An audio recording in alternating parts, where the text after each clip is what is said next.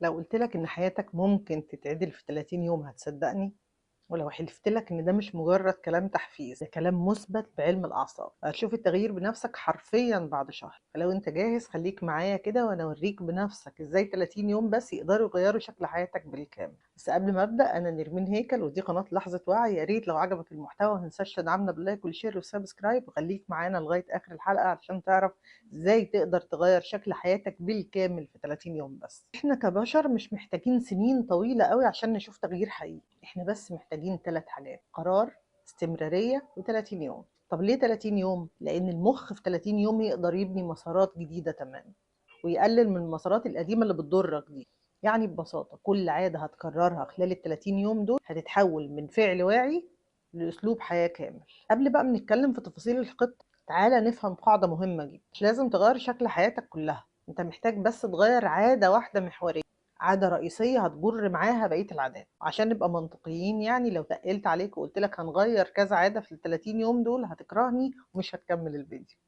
يعني مثلا لو قررت وحاولت تتعود على فكرة انك تصحى بدري في ال 30 يوم دول، هتتفاجئ ان اكلك اتظبط ومودك اتحسن وتركيزك كمان زاد وعلاقتك بنفسك كمان هتبقى أقوى. ليه؟ علشان العادة الرئيسية تقود شبكة التغييرات اللي جاية من غير ما انت تبذل مجهود حقيقي. في الدراسة دي بتقول ان 40% من اليوم بتاعنا عبارة عن عادات مش قرارات. يعني لو سيطرت على عادة واحدة تقريبا هتسيطر على نص اليوم. تعالوا بقى نبدأ بخطة ال4 أسابيع.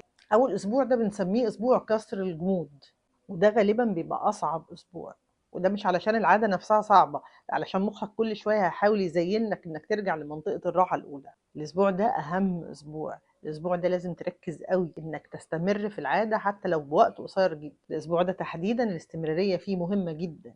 حاول تستمر في العادة بتاعتك اللي بتحاول تبنيها، إن شاء الله وقت قصير جدا، المهم إنك تستمر. يعني لو عايز تصحى بدري قدم المنبه ساعة مثلا، عايز ترجع للقراءة تاني امسك كتاب واقرا فيه إن شاء الله صفحتين بس كل يوم. تاني أسبوع هو أسبوع التثبيت، زي اللي بنسمعه كده بالظبط من دكاترة الرجيم. مستوى مقاومة المخ ابتدى يبقى حنين علينا، مستوى الدوبامين ابتدى يثبت. الأسبوع التاني ممكن تزود الوقت اللي بتحاول تبني فيه العادة ده 20% بس. الأسبوع التالت هو أسبوع الاندماج بقى، من 16 ل 22 يوم.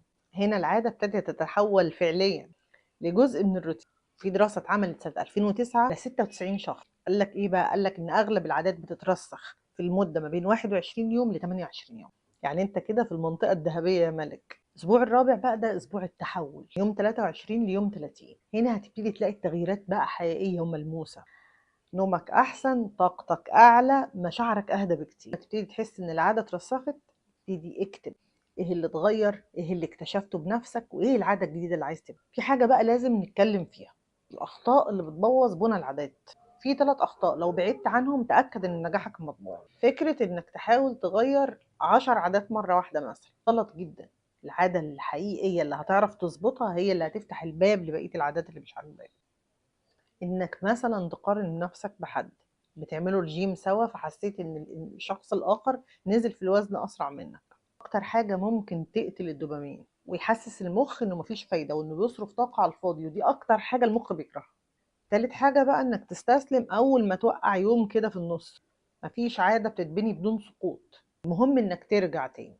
أنا مش طالبة منك تقوم بثورة تصحيح، طالبة منك تبتدي بعادة واحدة بس لمدة شهر. كلنا عندنا عادات كتير جدا مش راضيين عنها: نوم غلط، أوقات بيبقى تدخين، أوقات أكل مش صحي. كلها عادات للأسف هتشوف أثرها السيء على المدى البعيد، حتى لو بتسعدك أو تخدرك لحظيا. لو انت بقى مستعد اكتب لنا في الكومنتات ايه العادة اللي انت مش راضي عنها، يمكن نعرف نغيرها مع بعض، وانا هتابع معاك خطوة بخطوة. وصلت للجزء ده من الفيديو متنساش تدعمنا باللايك والشير والسبسكرايب لو الحلقة عجبتك، وما تنساش ان انا نرمين هيكل ودي قناة لحظة وعي، ويمكن اللحظة دي اللي تغير اللي بعدها. السلام عليكم.